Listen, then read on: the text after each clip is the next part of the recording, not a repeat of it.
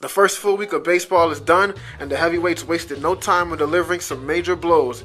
Fairfield Ludlowe scored 44 runs and 3 wins last week. Notre Dame West Haven used some late-inning heroics to knock out Shelton, and the two-time defending heavyweight champ of the FCAC took a blow from West Hill. And on deck, we have FCAC contender St. Joe's, who's heading to the Hall of Fame.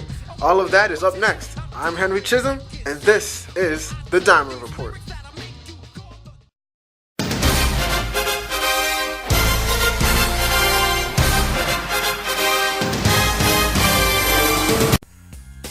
Okay, let's get started with Touch 'em All. Last Monday, Staples and Fairfield Ward combined for 32 runs and 27 hits in 7 innings of ball, and Staples won that game 21-11. Okay, now let's move to Tuesday. St. Joe's got a really big win over Trinity Catholic, 10-2. St. Joe's pitcher Dan Julian had a really solid outing. He struck out 8 guys in 6 innings of work. And now let's move to Hump Day, also known as Wednesday, where Fairfield Ludlow's Tom Nagy had a really good game against Trumbull. He had 5 RBIs, 4 hits, a solo home run, and also a grand slam as the Falcons beat Trumbull 13-2. I actually was able to get some post-game reactions from Tom Nagy. Check this out. The coach is pushing me, the players pushing me, working hard over the offseason. It all kind of helps itself out. The coach, he said that if there was a fantasy draft for high school baseball, you'd be a first-round draft pick. What's your response to that? We've been playing, we know each other for a long time, and, it's a great compliment to get from your coach. I just hope we can keep it up all year, help the team. Okay, so on Thursday now, you got Notre Dame of Fairfield. They picked up win number 1 of the 2010 season and a 7-6 win over Pomp-Rock. That was actually Pomp-Rock's first loss of the year, so that's a good win for the Lancers. They're rebuilding, but that's a good confidence builder right there for those guys. And now moving to Friday, we had another Notre Dame West Haven. They got a good win against Shelton. Conor Keniry broke a 3-3 tie in the top of the 7th with a solo home run.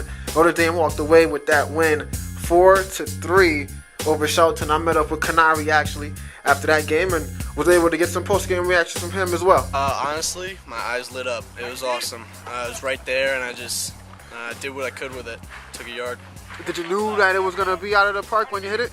It felt good. It was definitely a low home run. I was definitely watching it. I didn't think it was going to be gone once I hit it, but it ended up carrying, so it felt good.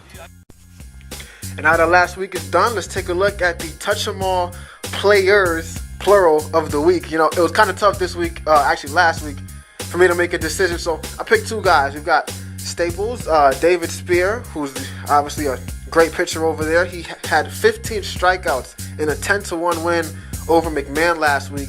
And then you've also got Julian Sobin of Ansonia. He had 2 home runs in 3 games last week, so it was a good week for him as well.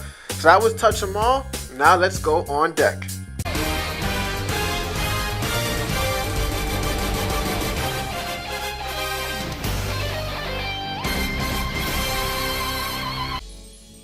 And those players last week, the players of the week, they had some good games, but it's actually St. Joe's who's headed to the Hall of Fame. The Cadets are going to be playing West Hill this Friday at 5 o'clock at Doubleday Field in Cooperstown, New York.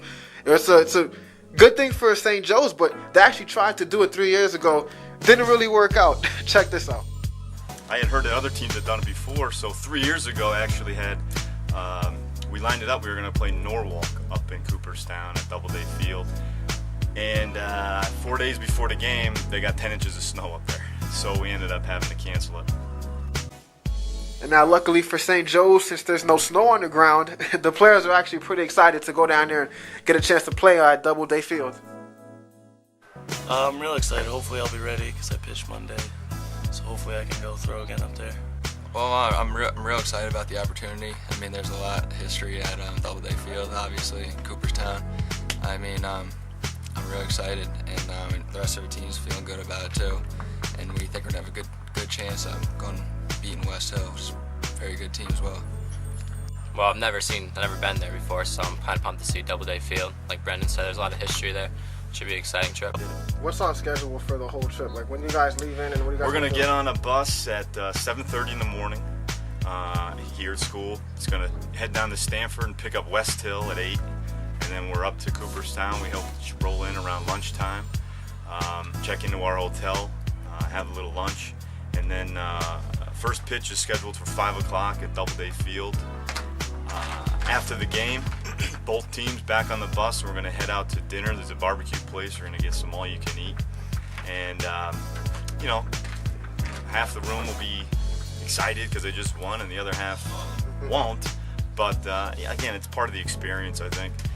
So we'll eat dinner, hang out at night, get up early in the morning, back on the bus, and head down to the Baseball Hall of Fame and Museum, spend a few hours there, have some lunch together in the village of Cooperstown, and then back on the bus, and we'll be home on Saturday night. So we'll pack a lot into a few hours, but I think it's going to be a lot of fun. And although this trip is going to be new for a lot of players on the St. Joe's team, it's not actually a new trip for Drew Thompson. He's been down there before, but this time he'll be able to make some new memories playing at Doubleday Field. Yeah, when I was 12, my All-Star team went. I didn't see the field when I went down there. I just went to the Hall of Fame, but I'm kind of excited to see the field. But sightseeing isn't all the cadets are going to be doing on Friday. They've actually got a tough game against West Hill. West Hill picked up a good win last week, beating Staples, handing Staples their first loss of the year. So St. Joseph's is going to have a tough challenge on the field at Doubleday. Well, definitely start off with our pitchers throwing strikes, and we just got to make plays behind them. And if defense is the key to everything, if we make plays, we're basically going to win ball games. I think it'll be a good test for us. Our team, we're a very competitive team, and we're always looking for a challenge. So I think it'll be a good game.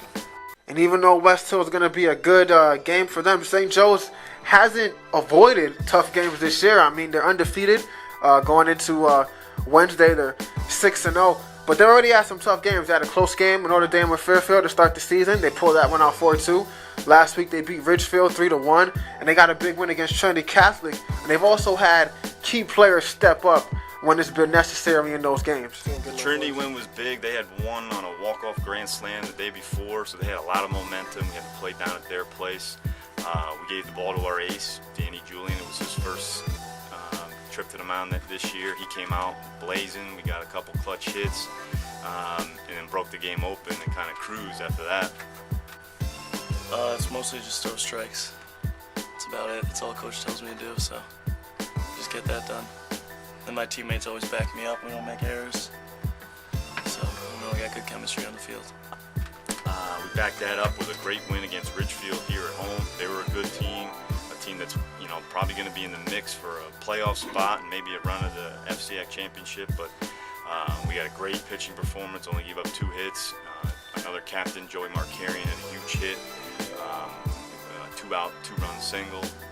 So we get a win there. I think our lineup, 1 through 9, we've been really deep, solid clutch hits, not only at the top, but at the bottom as well.